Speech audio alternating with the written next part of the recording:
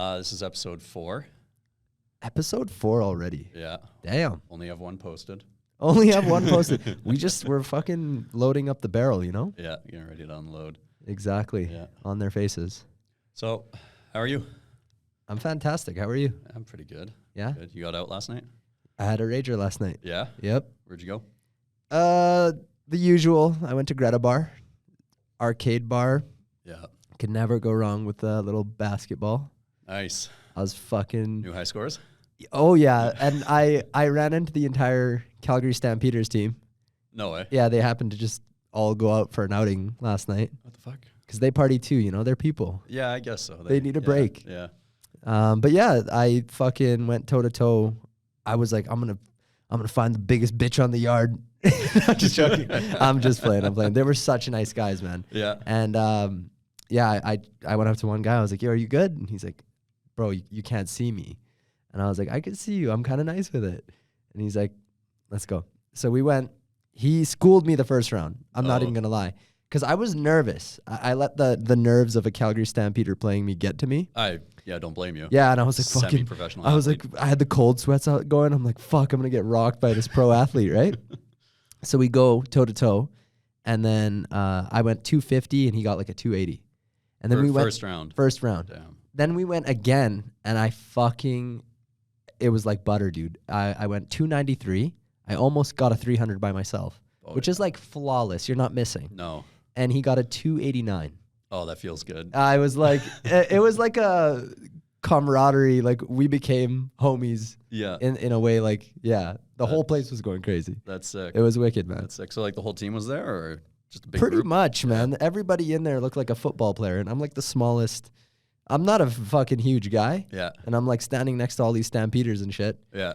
And yeah, it was fucking crazy. Sinking all the 3-point shots. Exactly, man. But yeah, they're fucking nice guys. And they were doing some damage last night. Nice. For sure. What was last night? Was Sunday night, right? Sunday, Father's Day. Yeah, yeah. So did they open up like the basement and everything, or? Oh man, it was like a full-fledged Friday or Saturday night. Oh, that's sweet. Yeah, Right yeah, on. it was dope. Yeah, no, that's sweet. What did you get up to? Just Father's Day shit. Yeah. Father's Day normal. shit. Yeah, yeah. Yeah. There's a lot of girls running around yesterday being like, "Daddy," like, Oh yeah, yeah. you know. Yeah. So good day to be out. Yeah. You know. Yeah. I'll cheers to that. So you got to celebrate Father's Day as a dad this year then. A little bit. As a dad. A little bit. I'm practicing. But That's sweet.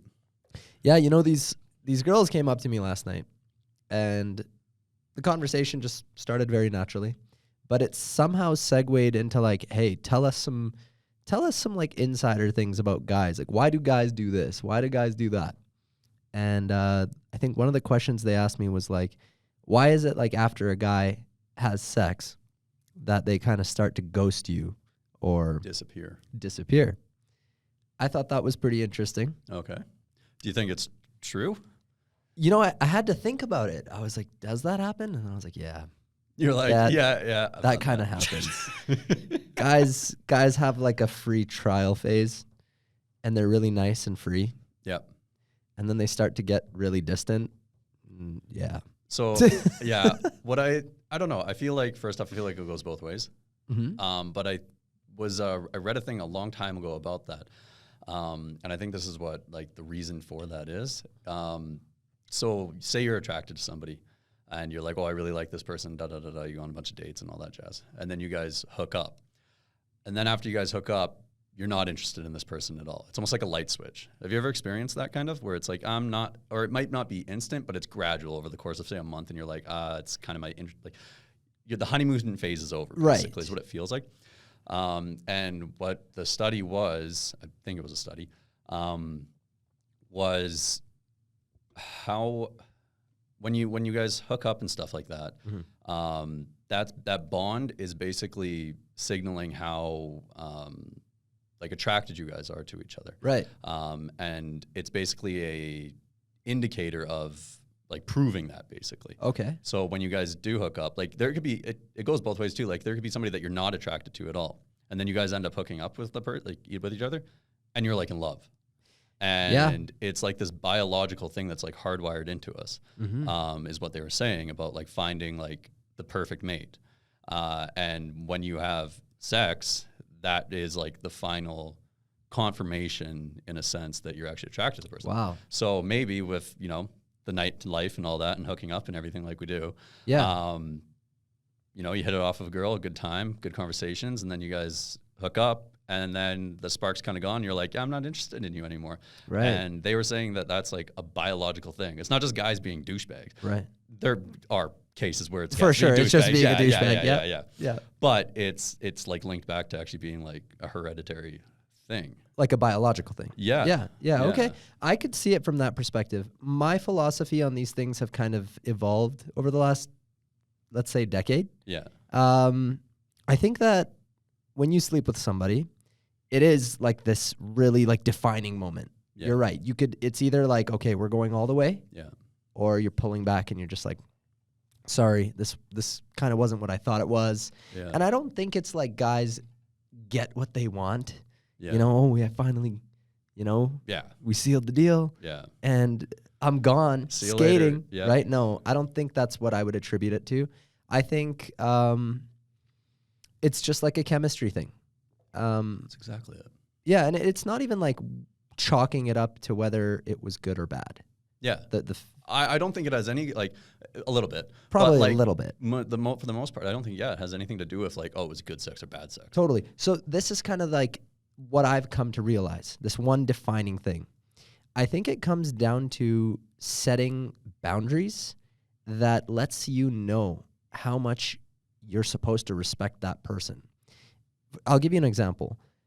If you meet a girl and you're out at a club and she's flirting with other guys right in front of your face, and you know, you're kind of like still learning about this person. Yeah. You're like, okay, we're not in a relationship yet, so based on that, I can't really be like, hey, like, what's going on here? You're talking to a bunch of other guys. Yeah. You're not gonna do that. No. So you're kind of just letting the night progress as it does, and then you don't set the boundaries, you don't communicate, and you just kind of like let that stuff slide because you're like, I'm not in any position to be telling this person like, hey, I'm not really comfortable with that, at least in the beginning. Yeah. And so this is what it chalks up to me. If you can polarize somebody, make them feel extreme happiness and then also an extreme in the opposite sense, and you make them feel something, that's the common denominator. I think that's when you kind of start to pull someone in. Like the gravity is getting a lot stronger. Yeah. Because you're testing their limits, you're making them self-reflect, you're making them happy, and that polarization is what makes them be like, oh. So there's kind of like a science behind this. If you piss somebody off and then immediately you're like, wait a second, no, I'm actually interested in what you had to say, they're going to be like, oh, you are? Like their psychology suddenly is like gravitates towards you. It's like we're so inherently focused on the negative. I think it's just biological. Yeah. We're so inherently focused on the negative. You could get 100 compliments a day. Tell me if I'm wrong about this. 100 compliments a day. Oh, you're so good looking. I like your hair. Nice smile. Nice this, nice that. You're so tall. And then one person comes and like, dude, I don't know, like says something. Smell like shit. Yeah. Yeah, but bro, what the fuck? Like, yeah. And then You're fixated on the one negative point. totally, Yeah. totally. And I think from my experience with girls, and maybe you can attest to this, but like when girls get that one negative comment, they really like it sits with them. Oh yeah. Whereas like some of my guy friends, the banter is kind of just built into the conversation. Yeah. You look like shit today. What the fuck were you doing last night? Yeah. The guy's like, whatever. Yeah. Doesn't matter. Yeah. Yeah. Yeah. No, I agree. I think you're right on the like the psychological portion of it. Yeah, trying to, I don't know, it's kind of messed up how you have to like kind of make them swing the other way and feel like negative before they acknowledge that you were being genuine or something like that prior.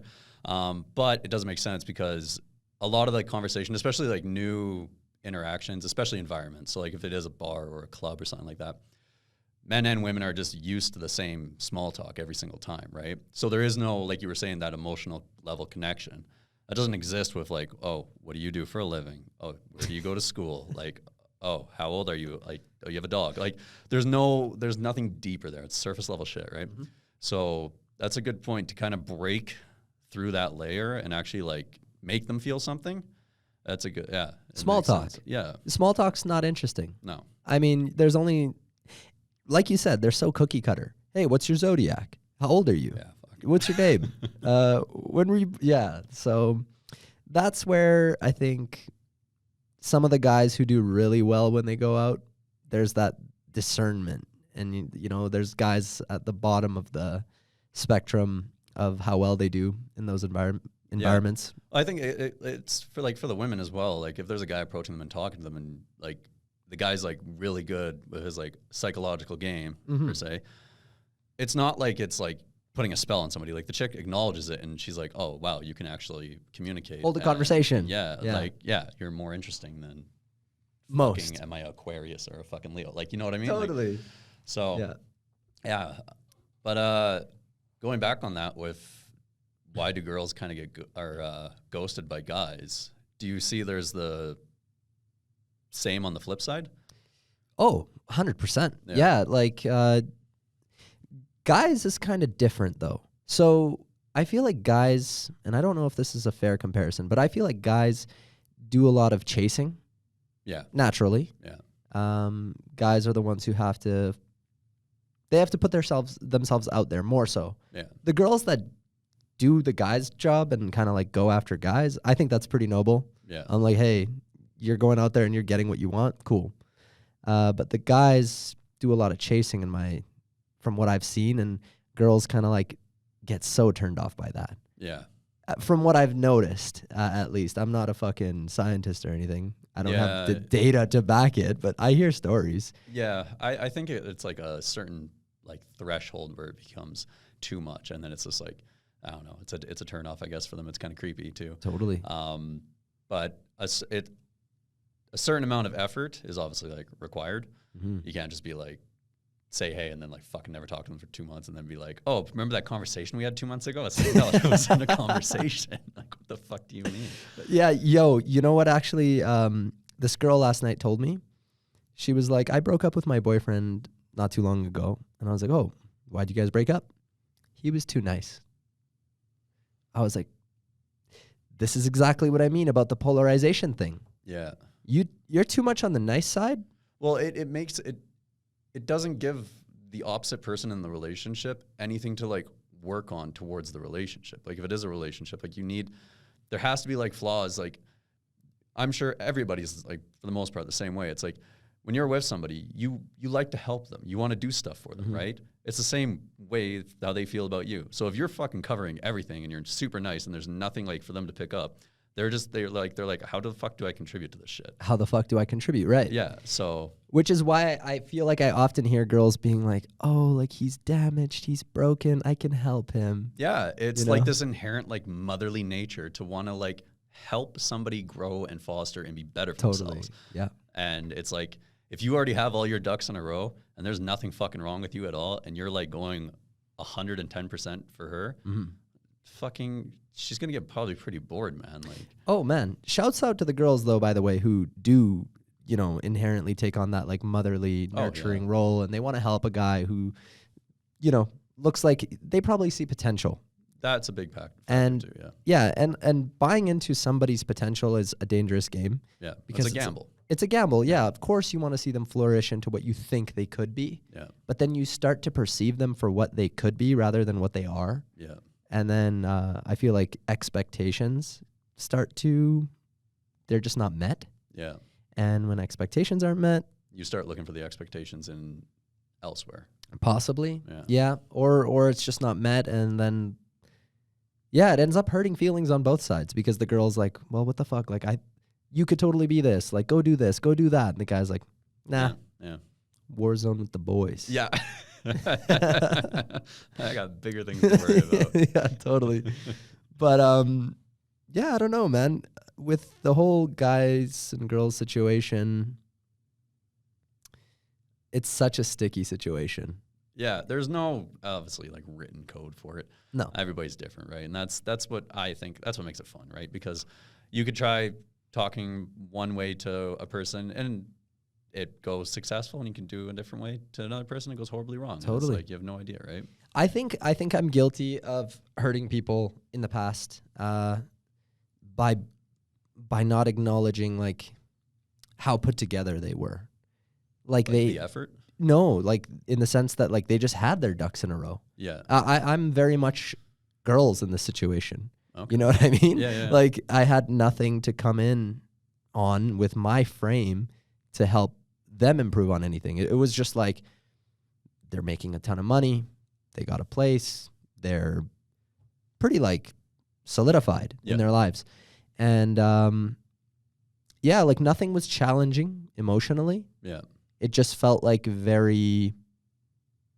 Did it already feel like you were in like a long-term relationship, that like that comfortable point you hit? Kind of. Yeah. Like it almost felt like it was already... established. Like there was... like a marriage, so to speak. Like it was already like... that level of comfort. Yes. Yeah. Comfort. Yeah. I'm going to say that. Which wasn't a bad thing. Yeah. I still think those people are great people. But like, it is kind of just the way it is. Like, when there's no compatibility, there's no compatibility. That doesn't 100%. mean that I'm a bad person or they're a bad person. No, there's nothing wrong with that. No. I think that's honestly kind of like a beautiful thing, but acknowledge it, like bring it to light. Because the flip side of having no compatibility and not being like, I guess, brave enough to speak up and be like, hey, like this ain't gonna work, is fucking like fooling around, cheating and stuff like that. Totally. Where it's like, if you're in a relationship and it's not compatible, there's nothing wrong with that. Say, hey, this is not working out. Like, we'll go our separate ways. Yeah. And then before it gets to the point of, you know, cheating and stuff like that. So, oh man, cheating. yeah, no, that's a fucking... Do we want to open that can of worms right now? Yeah, sure, man. That's a great time. Yeah, like, we got... I don't know if we got enough time for this one. This is a whole episode in itself. Yeah, really, though. Yeah, I don't know. We can brush. Heavy topic, though. Brushing about it. Yeah, no, yeah, it's pretty brutal. You've been cheated on, I would imagine. You know... Or did you do the cheating? No, like I had things that I suspected. Oh, okay. That I was kind of like, maybe this person's just not being honest. Like sometimes people cheat and then they feel guilty and then they're like, it's time to come clean. Yeah. But in my scenario, I feel like I came across something and I was like, I think something happened. Right. My intuition was telling me at least. Yeah. But like there was no closure to the situation. Oh, okay. That's but rough. I have been cheated on by a girl that I was kind of like seeing. It wasn't really a relationship. Okay. But the way that I like stumbled across the information was brutal. Yeah. But hey, man, you live and you learn. Yeah. Made me a better person, stronger person. Life has a amazing way of humbling us. Oh yeah, 100%. And fuck it, I needed it. I was, yeah. It is what it is. Like, I think, at least early on, I don't think it's a bad thing for somebody to experience that. Yeah, it's a good learning point for sure. Yeah. Yeah, like I went through the whole debacle very early on as well, and it is a great learning experience. You do, like, it's never, like, very quickly for me, it wasn't looked at as a negative thing afterwards. It was looked at as like a learning experience, and it was like, okay, well, you just know what your standard is going forward. Yeah. Yeah, and you know kind of like what to look for and what you actually want instead of just going for the first thing that kind of makes you happy, I guess. Yeah. Yeah, no, it's a good learning experience. For it, yeah, I agree. For it to happen early on, it's probably not the end of the world by any means. As long as you have the mindset to take something away from it. Because I know a lot of people that have gone down that road and they're just sour. They self-destruct. They held on to it and they're like, oh, fucking all people are going to be like this, like da-da-da-da-da. And every relationship they go into after that, they treat it like they're super like insecure, lots of speculations and assumptions being made. Speculations for sure. Yeah. And cynicism. Yeah, that's exactly it. And it'll eat you alive. Like it will. Yeah. I've felt it like right after it happened to me, but like once you get over it, you kind of just like, it's almost like a feeling of like, I don't give a fuck. Yeah. It's like, you know what? Like if you're a shitty enough person to do it, then that just says more about you. And I'm like, all right, cool, moving on. Move Like, on. Yeah. Exactly. Fuck it. You know, if I put myself back into the day that happened, because you're starting to talk about the motions of what you start to feel, how people change their mannerisms, if they become cold-hearted, the fuck it mentality. Yeah. And when I think back to what I was kind of going through at the time, I remember one feeling in specific. It came from my masculinity, whatever it was. Like this, it's a malicious thing that somebody goes through, right? Yeah. Being cheated on. Yeah. And It's an attack. Yeah, it's an attack on you. Yeah. Whether you're a girl or a guy. Yeah. And I think for me, I was kind of starting to question, am I not masculine enough? Am I not mad enough? Am I not good enough? You don't question the other person at all. It's always like, it's always internal. Self-reflection. Yeah. Totally. And it's like, what did I do to deserve that? Yeah. And, you know, at the time I was younger, I was more naive, and it did come from my masculinity a little bit. And then I thought, oh, I got to compensate. You know, like I got to go start doing this. And then now looking back, it has nothing to do with your masculinity, dude. If you get cheated on, it is what it is, man. It's just life. Like, it's the laws of the universe. Like, if two people start not to jive as well, and they want to go explore, don't even stop them, man. Cheap lesson learned. Yeah. You know, it's kind of like if you get burned in a business deal, you lose a little bit of money. Yeah. Don't go looking for it. Just fucking move on to the next thing. Yeah. And I do agree with that. Like when it's earlier on and stuff like that, that should be the mentality, 100%. But I guess the flip side of that is when you're like, say, like 4 or 5 plus years invested into something like that and it happens, I can relate, but I can understand how like that just like, fuck whatever, let's move on kind of thing. That transition is going to take a minute. And I feel like no matter who you are, there's always, like you said, that self-reflection where you're like, you question everything about you.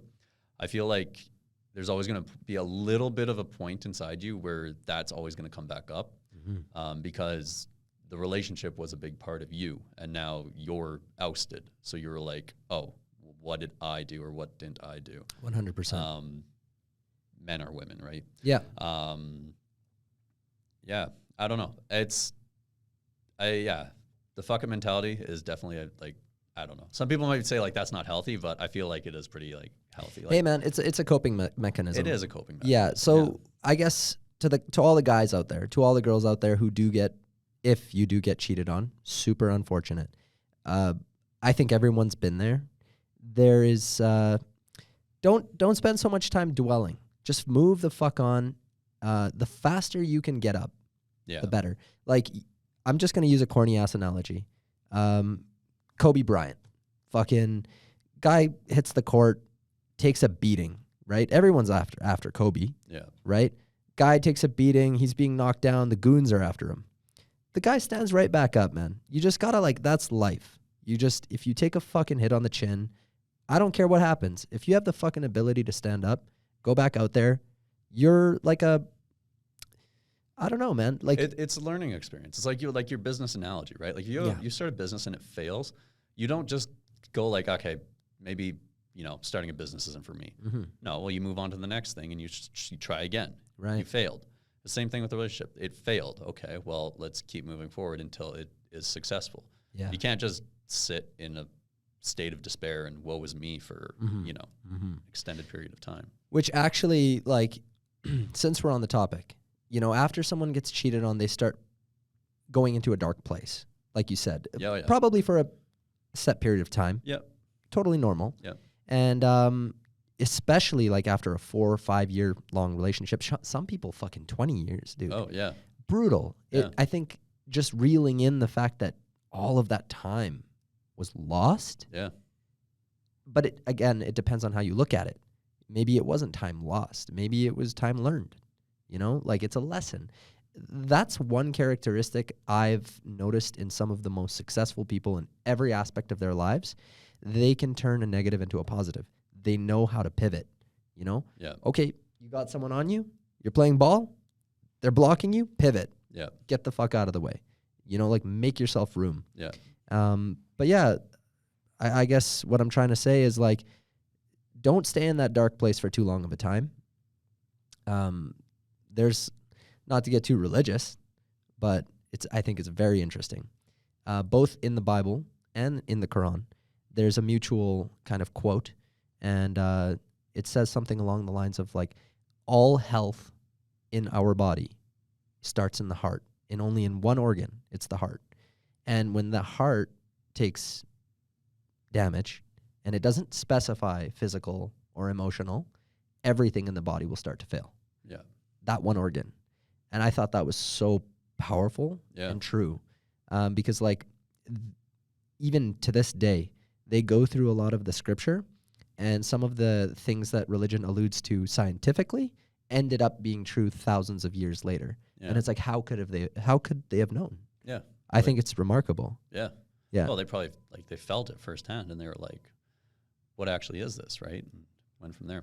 Yeah, no, it's I do like your analogy of the pivot, get out of the way, because there's a lot of things that you can't stop, and you just have to get the fuck out of the way. Like, let it run its course, get out of the way, leave it be, let that fucking bull run down the alley, and you're not a part of that situation, right? Like a lot of people, when like say they get cheated on, stuff like that, or a relationship ends, you fight it. Yeah. You don't want that scenario, right? So you fight it, and I think that's most people. Like you're against it, but you're right. Like pivot, get the fuck out of the way, pivot, let it go naturally, and like easier said than done for sure. Yeah, but you gotta just do your best to get the fuck out of totally. And on a positive note, life is fucking amazing, dude. Yeah, there's so much shit to do, and I feel like people who are always like, man, I'm bored, I have nothing to do. Like, dude, there's so much shit you can do. Go fucking, I don't know, like explore something. Go travel. Go start a podcast. Go make music. Go fucking start a business. I don't care. Like, do something, man. Yeah, no, like it's your mentality. Infinite amount of things to do, man. You can like literally go open Google and be like, what should I do today? And you have a list of 2,000 things. Like, totally. Fucking read a book. Read a book. I mean, hey, man, the world is your oyster. Yeah. That saying is fucking true. And I feel like we have to get outside of our bubble sometimes. Yeah. You know? Yeah. And sometimes it takes an individual or an event or something like that is so fucking outside your bubble to realize that there is more outside of it. Yeah. Go out of your comfort zone. Go out of your comfort zone. Go to a rally or a parade or something like that where you would never go to that, or a museum that you never find yourself doing that. Just talk to a stranger. Yeah. See what happens. Like, yeah. I mean, I think growing up in the 90s, do you remember the negative stigma? And I'm sure it was like more prevalent before the 90s, but the negative stigma against gay people. Oh, yeah. So, we grew up around it. There was a lot of gay shaming. Oh, yeah. It's terrible. Yeah. But, as I kind of like got into my 20s, I started to stand up more so when like all the odds are against you and you're in a room full of people and everyone's like making fun of, let's just say, whether it be gay people or a nerd or a fat guy or whatever the case may be, I started to exercise that muscle more and defend those people. Yeah, speak up, vocalize. Yeah, 100%. Yeah, so I just to play devil's advocate, because I was like, why are you making fun of this guy? I'm going to make fun of you now. Yeah. Like it's so gratifying. Yeah. And I encourage people, everyone out there, the reason why I was getting into this is because I went to a pride parade once. It ended up being so fucking fun, dude. Oh, they're actually a blast. Yeah. Yeah, no, they're great. I was on so fucking happy. I was on a float. Oh, you were on a float? Yeah. And cool. I think like maybe, I was getting hit on a lot. But hey, fucking flattery is flattery. Yeah, same guy or girl. The same thing happens to chicks and dudes in the club. So what's the difference? Totally. Yeah, it ended up being a really fucking fun parade. Yeah. And afterwards, me and a bunch of homies, we all went out to a bar and we just got, shit-faced. It was a fun night, man. That was dope. It was a fun night. Yeah, no, that's nothing happened. Don't even think it. Yeah. Nothing wrong if it did. No. Yeah. Mm-hmm. Yeah, no, I agree with the speaking up thing on like any aspect, like you said, whether it's like, I don't know, just bullying people for being different, looking different, acting different, or whether it's like your sexuality or like race and racism and stuff like that. Like, I don't know. kind of irks me. Like you'll be in even if it's a room full of like your friends and stuff like that, like maybe you're not as fast to say something if it's a group of like close friends and stuff like that. But even after the fact, just be like, hey, like let's, I don't know, tone that down a bit. Like it's kind of unnecessary. But like when you're in a big like public like environment, stuff like that, or like if you witness it like third party, like you see something happening to somebody third party, like every time, I don't know, it's like this like ingrained nature to be like, hey, shut the fuck up. Like you're not doing anything. You're just making yourself look like a jackass. Oh, third party for sure. Yeah. When I'm with the boys and I'm with like the crew or whatever, and someone makes like a gay joke, I mean, man, I'm Afghan. Yeah. Okay, like people make terrorist jokes. Yeah. You know, oh yeah, Allahu Akbar, like fucking. Yeah. You know. Yeah. And I take it in good stride and good fun. Yeah. But like if they're gonna make a gay joke, I'm not gonna be like, hey, dude. No, yeah, 100%. But if it's like directed and like an actual, like if you go out with like friends or whatever, and they're like, I don't know, picking on an actual gay dude in the bar. Yeah. I don't know. I'm like, okay, man. Oh no, that's fucked chill. up. But yeah, I guess there's a fine line between being a Nazi and then being like a comedy Nazi, where you're just like, hey, dude, that's just like a joke. Yeah, no, like, 100%. Yeah. Lighthearted. Yeah. Yeah. I could tell the difference though. I think it's so easy to tell the difference when Yeah. someone's like being funny about it, because when you're at the bar and someone's like, hey man, fuck you, like fuck your mom. Yeah. And it's a joke. Yeah. Although don't go there. But, you know, yeah, man. You know what I mean? Yeah, it is easy to pick up on, but like there are people, like have you experienced where like people don't pick it up, or like you're joking with the guys and stuff like that and you're out in public and then somebody overhears it and they're like what the fuck? And it's like, no, like it's okay. Totally. I wasn't saying that to you, but if it fucking upset you. You know, I did, however, learn a valuable lesson from my oldest brother. Okay. Because I was a little bit like aggressive growing up. I was like the small guy that had something to prove. I had small man syndrome for a bit. And when guys would like insult me, I'd be like, yeah, what? Like, you know, I'd want to start a problem. Yeah. And then my oldest brother, who to me is the guy that I wouldn't want to start a problem with, told me this. It hit a little deeper. He was like, yo, man, specifically white people though. He's like, when a white guy comes up to you and they're like, yo, fuck your mom. He's like, they're just joking, dude. He's like, just say it right back to them. And I was like, really? And this was like profound to me. I was like, what? And I was like, they're just joking? And he's like, yeah, dude, it's a joke. And I was like, he's like, try it out next time. And this is the fucking funniest part about it. As he was telling me, because I think we were going somewhere where there was a lot of white people, Calgary Stampede. You know? Yeah. This white guy literally, within minutes after he gave me this pep talk, walked by and he's like, yeah, fuck your mom, bro. And I was like, normal me, like the old me would have been like, what the fuck did you just say about my mom? But I was like, yeah, fuck your mom too. And he's like, hey. And like, it ended up being funny. And my brother looked at me, he's like, I told you, man. And that was like a defining moment for me. I was like, from now on, when people say shit to me, shit doesn't stick. Yeah. Say whatever the fuck you want. Yeah. If I'm going to let a guy with words offend me, I'll be damned. Yeah. Yeah. No, 100%. You know what I mean? Yeah. Because I mean, like, I don't know. If you're just constantly being offended by everything, you're losing. You're basically just getting like fucking beat up. Like, Yeah, totally. they might as well just be slapping you in the face. Oh, yeah. You're just like, more. Yeah, quit hitting yourself. Yeah. Quit hitting yourself. Yeah. But what a fucking amazing, I guess, realization that was. That's cool. Coming Yeah. from your brother too. I like He that. gave me one other fucking really cool realization as a kid. I was in elementary school, and the shit you fucking hear in elementary school, the shit you come back to every day, right? Because like all these little kids are jam-packed into a room, and they have older siblings, and they're at home, and they're witnessing shit their older siblings are doing 10 years ahead of what you're doing. Yeah. And then you come into school, and now it's just like all these little kids taking what they've learned, saying it to each other. You come in like, fuck, shit, Yeah. bitch. And you're like, so one day there was this girl in my class, and she was listening to Britney Spears. And she was listening to like Toxic or something. And I don't know why I had a quarrel with Britney Spears. Yeah. Like, in all reality, Britney Spears is fucking dope. Yeah. Okay, so she's listening to Toxic, banger of a song. And I was like, shut that shit off. Britney Spears sucks. Like, you know, like a stupid kid regurgitating what I heard somewhere else. Yeah. And she was like, what? Like, I love Britney Spears. And they were doing like choreographed dances to it and shit. I was totally like shitting on their parade. I fucking hate myself for this, by the way. So one day I go home and MTV's on. Britney Spears comes on. And I was like, change the channel. Britney Spears sucks. And Zam's like, my older brother, he like stops for a second. He's like, I'm going to take this opportunity to prove a point. You know, I'm driving a point home right now. Again, Zam is the guy who, my older brother, was the guy who always listened to like Tupac and Biggie and fucking DMX and like hard shit always. Yeah. But then Britney Spears came on and he was just like, jamming. He was Britney, bro. Yeah. He was Britney, bitch. And yeah, and he was like, why? Like, why don't you like Britney Spears? Why should I change the channel? I was like, well, because she sucks. And he's like, no, she doesn't. She's really talented. And I was like, huh? And like I got all like confused and I was like, well, what do you mean she's talented? And he's like, well, look at her. She's hot. She has a good voice. Look at her, like, you know, the set. That's hard to do. Can you do that? And I was like, it took a moment of reflection. Went back to school the next day.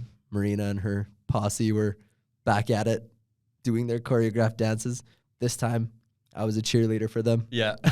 I busted out the pom-poms. I was like, go. No, but yeah. It's crazy how much as like a kid, how much you run with a thought or feeling that you're taught from like somewhere else.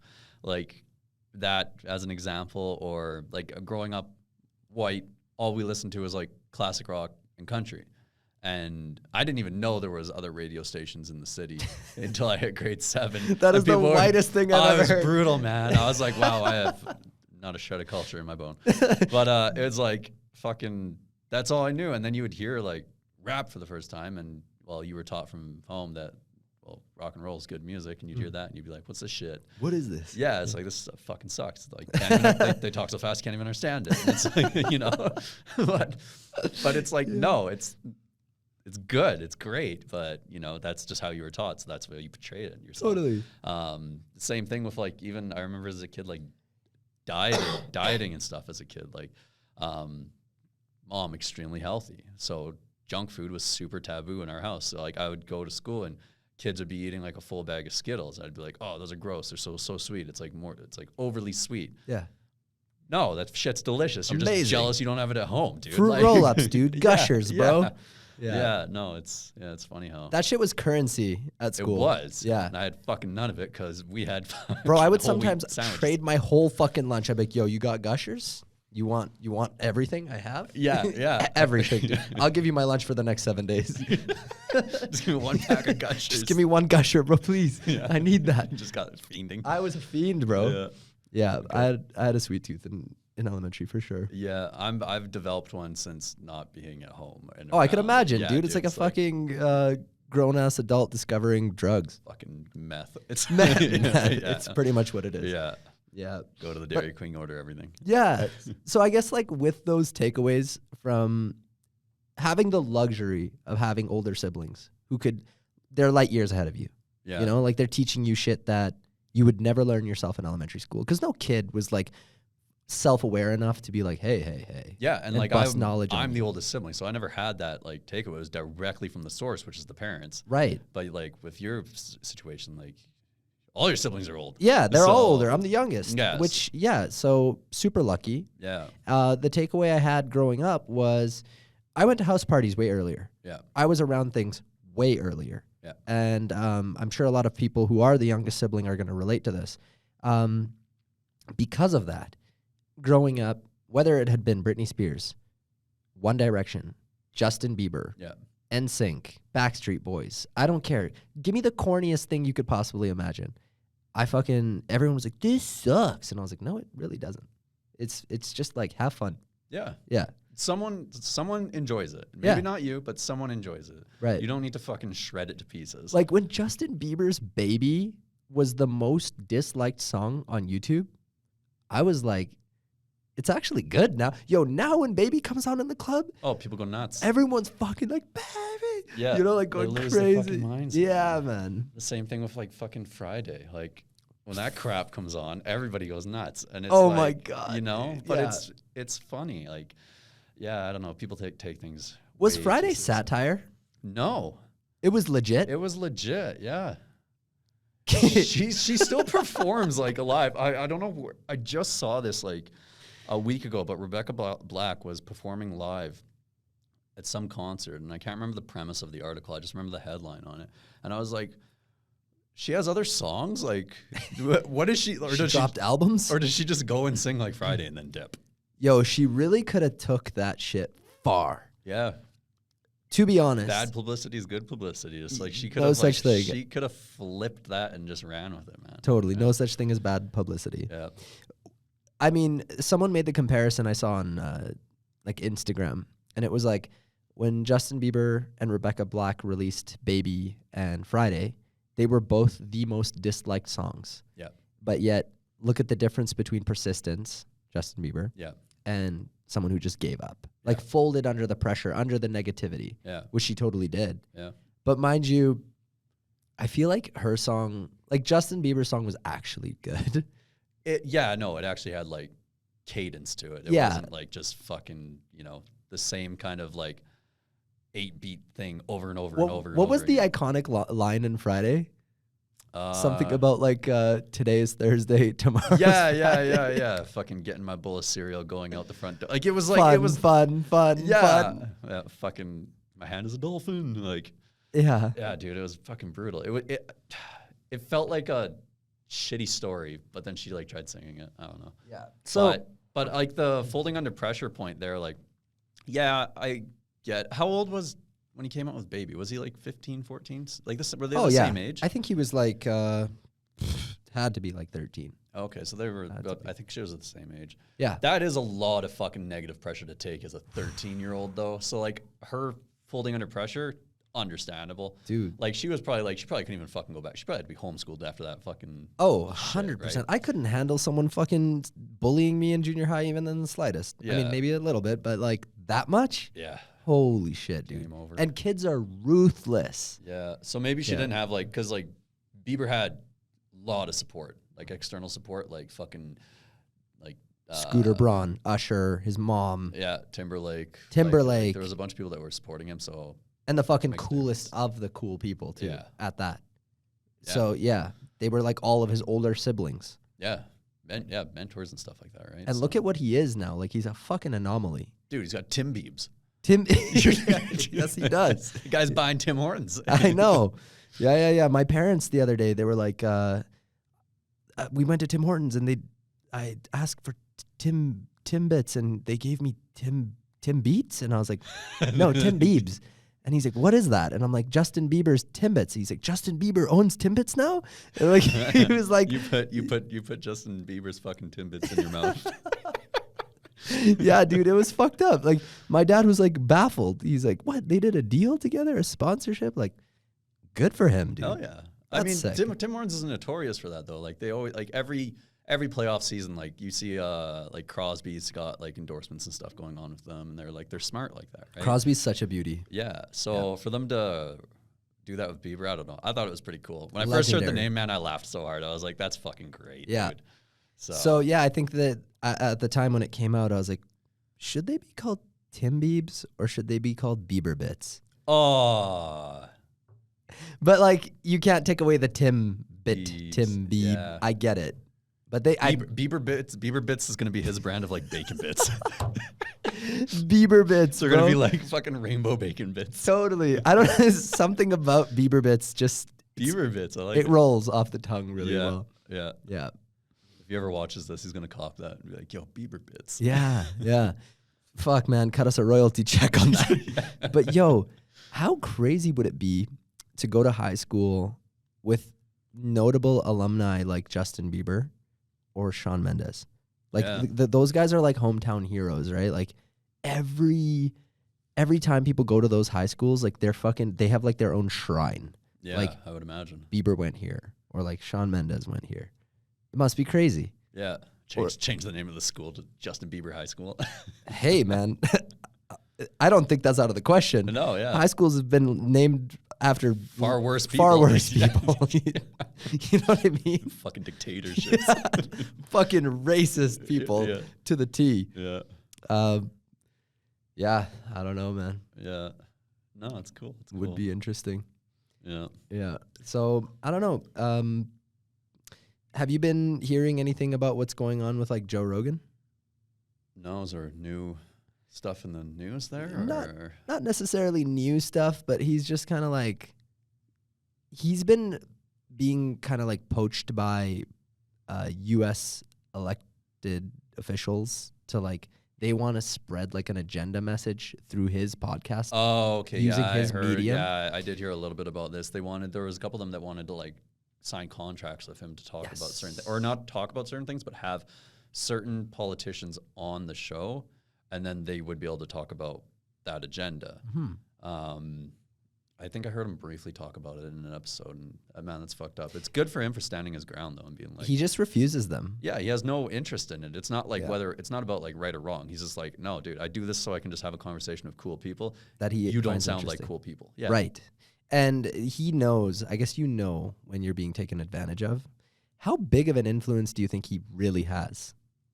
A ton. Yeah? Yeah. I want to say maybe less since he switched to Spotify, just because Exclusivity? and the like how accessible YouTube is, and it's like free and easy to watch, and you know, everybody just, you're laying in bed, you go on your phone, you fucking watch it. 100%. I'm not gonna go lay in bed and turn on fucking a podcast on Spotify and like lay there and just listen to it and stare at a wall. You know, like it's But no, I think he has a ton of influence and a ton of pull in like persuading people. So I do too. yeah, I think it's almost, I wouldn't say dangerous because he himself seems like a morally sound guy. However, I think that the ability for guys like Joe Rogan and other podcasters to be taken advantage of, to sway the opinion on a mass scale, is very doable. yeah. Yeah. And I get why politicians are like, they're probably intimidated by it, right? Especially like Joe Rogan identifies as like left-winged, but he's fairly neutral, opinionated. I think he's right wing. No, he's left. He identifies as being left, but Really? a lot of his like ideals and stuff like that are very centralized. Okay. But the problem is the spectrum has swung so fucking far to the one side that if you're neutral now, you're considered a conservative. You know, but he's left and neutral for the most part. The definition of left and right has changed dramatically in the last few years. Yeah. I used to be left. Yeah. I don't think I'm fully right, but whatever the left consists of right now, it's kind of confusing. Yeah. I still have my idea of what I think the left is. But I think people think the right stands for racism. Yeah. Unfortunately, the right just seems to fucking get a lot of racist candidates sometimes. Yeah, well, that's the problem. It's not like it's not that they particularly stand for racism. It's just that they have a lot of fucking racist people that support it. That's what I mean. So, yeah. you know, like, there's always going to be those people, and they're always going to have to conform to some kind of side of the spectrum. So then they're always going to be on that side of the spectrum. Yeah. And that's the unfortunate part, is it's always going to have that association. Totally. Right? And the other unfortunate thing is, there's no such thing as a neutral party winning, because the fucking extremists are the ones that usually are the majority of whatever side of the spectrum it is, and that's how you win votes, right? Is propaganda and catering to that fucking psychotic side or whatever side of the spectrum it is, The right? polarization. So like if you go in there with a bunch of neutral ideologies and check off, you know, 50% of the stuff on one side and 50% of the stuff on the other side, people are still like, not good enough. It's not captivating enough. It's not, and it shows that you're supporting the opposition as well. People are like, no, fuck that. You have way to or be the a highway. little bit, very opinionated, actually. Yeah. Yeah, I get that. They want to see someone who doesn't just constantly sit on the fence and take it up the ass. Yeah. Yeah. They want like their definition of a leader, right? Right. They want aggression. Totally. But yeah, no, it's interesting because the people that want to go on, that are, from my understanding, I might be wrong, that are wanting to go on Joe Rogan's podcast for doing that and portraying that, are more like left-wing, like based groups, are they Totally, not? yeah. Yeah, like the right wing's not like, hey, bring us on so we can portray our points and values. Well, I think like Joe Rogan's podcast is pretty nonpartisan. Like, the cool thing about Joe Rogan is I don't think he invites people on based on the political spectrum. Not at all. He just invites them based on, like he says, his only metric is like, is this person fucking cool? Yeah. Can I have an interesting conversation? Yeah, you got to think about it. Like that guy like probably gets like every single day of the week 2,000 emails 100%. from 2,000 different people being like, hey, I want to become on your podcast. This is who I am. And he probably literally just flips through the fucking subject of the email, and he'll go through until he sees something that's probably like, oh, neuroscientist, and be like, you. Totally. Like, that's probably how he narrows it down, right? Totally. So he's not looking in it to be like, oh, where's the conservative in here? I want to talk to the conservative, you know, or where's the liberal in here? I want to talk to the liberal. It's like, no, it's not. It's like, who are you as an actual person? Because, and I think that's a big problem too with people is the identification with politics. Like, people take it on as a full-blown identity. Like, like, oh, I'm liberal, or I'm a conservative, and it's like, no, you're fucking Jeff from around the block. Like, you have your own. My name Jeff. Yeah, you have your own personality, man. Like, I don't know. Oh no, when it becomes their personality, I'm just like, oh, okay. Yeah. I'm gonna go. You're fun at parties. Yeah. Not. It's just as bad as identifying as like your horoscope or something. It's fucking I love those people though. whack. Yeah. We're so compatible. Yeah, but at least those ones are harmless, man. The when it comes to politics, man, people like show their teeth. Oh, you think they're harmless? I've seen some girls who are like, "You're Aquarius. I want to fucking punch you in the mouth," and I'm like, What? Whoa, hang on. What? Stop. Okay. My name's Adele. Yeah. And, first off, my horoscope is a velociraptor, so stop making assumptions. Exactly. But man, I kind of want to get into a little bit of a clickbait conversation with you for a second. Okay. And you don't have to divulge to the extent that you don't want to, because this is all public fucking record. Yeah. But have you ever been on a nightmare Tinder date? Or Bumble, Hinge, whatever. Not like define nightmare. Like, just like, how bad is like a nightmare? Excuse me. Bless you. Thank you. Bless my soul. Define nightmare. Yeah. I don't know. You left just kind of fucking perplexed, where you're just like, what the fuck just happened? Like, nah, I'm pretty good at dodging the bullet when it comes to that. There's been a few where like you meet the person and then off the rip, I might be a dick for it, but I'll just be like, yeah, not happening. In the date? Yeah, or like find an out or something like that. Because No way. Before it gets to that point. Well, I'm sorry, but like, You're really, that's a straight shooter. I think you're allowed that. That's like self-respect to yourself, in my opinion. Like, not like, don't be an asshole about it. Like, no. I'm like, you know, like, sorry, fuck you, bye. Like, it's not like that.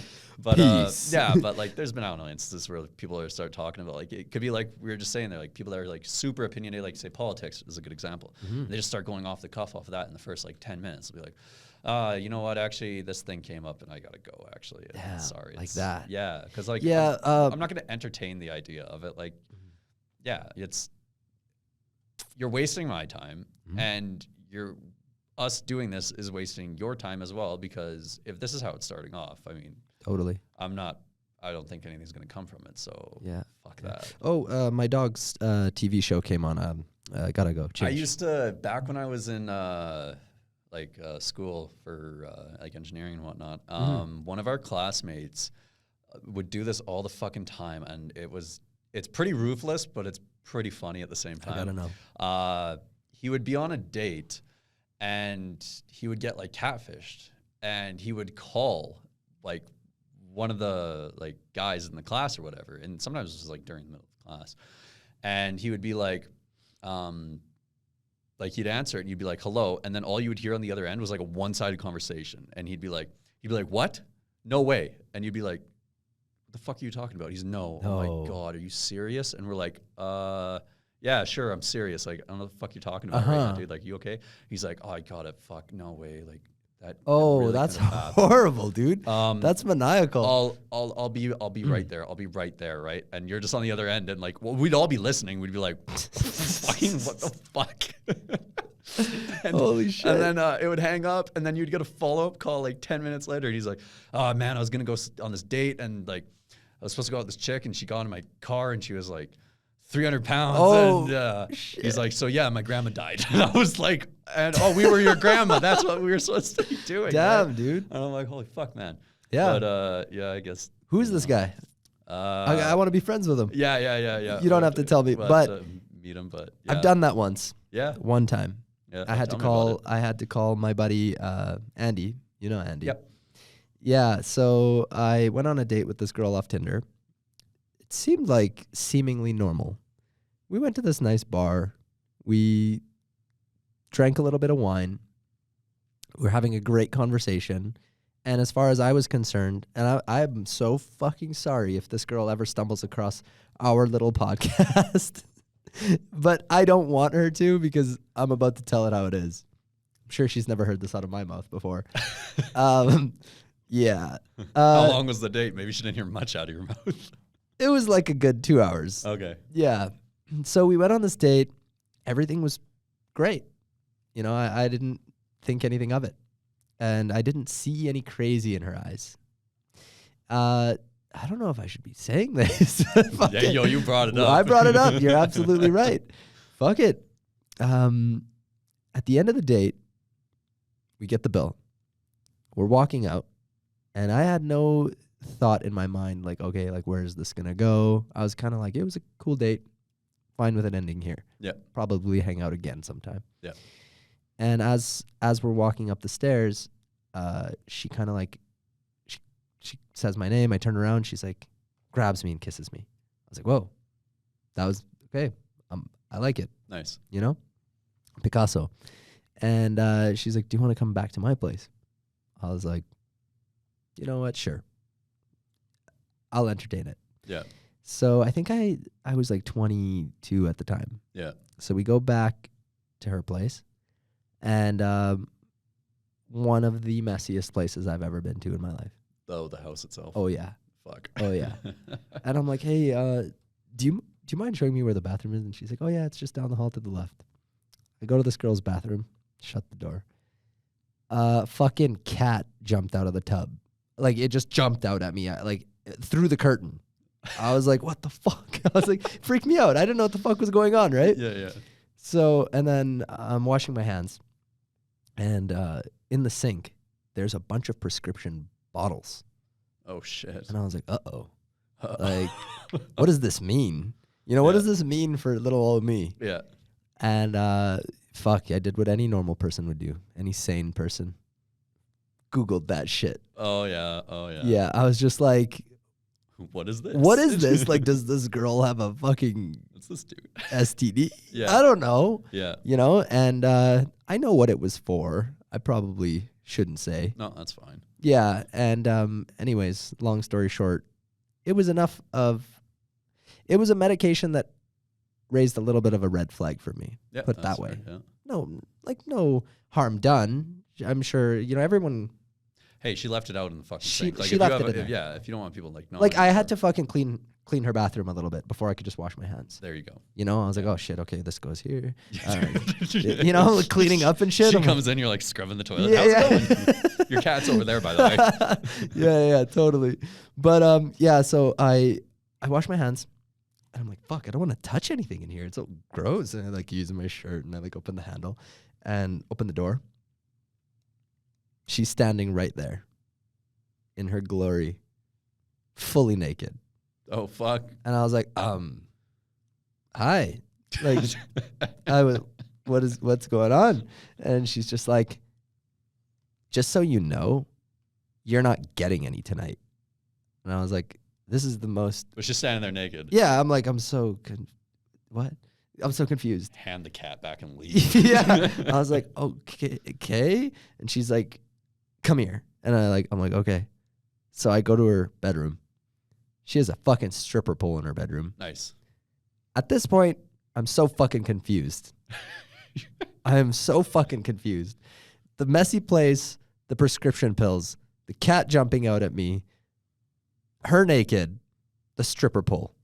There was too much shit going on. Yeah. My mind was like, no. This went from like absolute 0 to 100. Yeah. Long story short, I text Andy. I'm like, yo, you need to call me ASAP and say it's a fucking emergency when you pick up, when you're calling me. Yeah. I was like, make some shit up. This girl's fucking giving me a show. I'm texting Andy. Okay. I'm just like laying on her bed, like, get me the fuck out of here. Yeah. And yeah, she's putting on a show and Andy calls. My fucking savior, dude. Pick up, put it on speaker. I'm like, let's make it dramatic, Andy, right? Yeah. And he's like, yo, Del, man, you need to come to the hospital, bro. It's a fucking emergency. Something happened. And he's like using one of our other buddies. And he's like, I think something happened to Al. And I'm like, what happened? And he's like, just fucking come now. Just get out of there. And I was like, okay. And I'm like looking at this girl and she's like, oh my God. And she starts panicking. She's like, what happened? Because like it sounded bad, dude. Yeah. Even me, I was sold and I was like, oh fuck, what happened to Al? This isn't actually a joke. Yeah, I know. And I'm like, I get up and I'm like, I'm so sorry. I'm like, it was such a lovely date. You know, it's so good to meet you. I was a gentleman. Yeah. She was naked and I felt horrible. I grabbed like a robe and I was like, I'm sorry. I was like, I'll see you soon. No. Yeah, I'm not. There was no soon. No, I don't know. There was just a lot of like nails in the coffin for me. Yeah. And then she ended up figuring out where I worked. Yeah. Where I worked. Oh. Yeah, because I kind of like gave her like a goodbye message and I was like, you know, like it was a good date. Sorry. Shit. Not, like I don't think we're like gonna. Yeah, you were polite about it. I was super polite. Yeah. How'd you find out where you work? I don't know. Oh, that's scary. But this is the worst part. So like after I said that, she kept spam calling me, like just nonstop. And I was like, okay, like I'm sorry, but I'm gonna have to block you now. She found me on Snapchat, blocked her. She found me on Instagram, blocked her. She found out where I worked, called my manager at the time, and she's like, V comes up to me at House of Cars. She's like, hey, you got a girl on the phone? Says she wants to talk to you. She sounds really like distraught. And I'm like, oh no. And I pick up. I didn't know it was her. I was like, Adele speaking. She's like, hey, I'm like, how do you know where I work? Yeah. How'd you get this information? Right. And I'm like, this is not okay. Like, you can't call me. And she's like, no, like, you need to let me make it up to you. And I'm like, you don't have to make anything up to me. Yeah. Nightmare story. What the fuck, man? Yeah. She, and then I went back to V and I was like, if that person calls again, I don't work here. Don't send it through to me. I quit. Yeah. Yeah. And then she's like, oh my God, what happened? And I told her and she's fucking laughing her ass off. She's like, that's fucked up. She's like, what did you do? And I was like, I didn't do anything. Yeah. Yeah. Oh my God. Yeah. So yeah, nightmare fucking Tinder experience. Eh? Nightmare, dude. God damn. Yeah. No, nothing like that yet. Yet. I can't wait for yours, Yeah, dude. fuck that. Gonna relish in it. Yeah. Yeah. I'll fucking bring the cat as a souvenir if I go through that shit, man. I'm keeping the cat. I'm fucking getting something out of that. Yeah. I'll save it. The only reason why I guess it kind of came front of mind for me is because like I'm kind of recently on Tinder again. Yeah. Just to kind of like see what the fuck's going on. Yeah, for sure. And I saw her. Oh. I saw her again. Shit. And I was like, oh shit. Oh fuck. Yeah. Left on the next 20 people. No. Yeah. Tomorrow you wake up with a super like, fuck. Totally. Doorbell rings. I know where you live. Yeah. Yeah. I've been waiting for you. Oh my God, dude. Stage 5. Yeah. Stage 5 clinger. But yeah, anyway, we'll wrap this up here. Absolutely. This is a good episode. Yeah, absolutely. Episode 4. Yeah. Yeah. So once again, as you guys know, big sponsorship deals. Fucking Yeah. We got X Hamster sponsoring this episode. and Coca-Cola. Yeah, CNBC, Coca-Cola. Yeah. Yeah. Actually, Drake's buying a partnership in the podcast. I forgot to mention. No big deal. Yeah. That's next week. Shout out Drizzy. But yeah, check out all the social media there. The Instagram, TikTok, Twitter, the YouTube channel that you're watching this on. Absolutely. And, we'll do another one of these real soon. Absolutely. Have a fucking shit day. Yeah. Take care.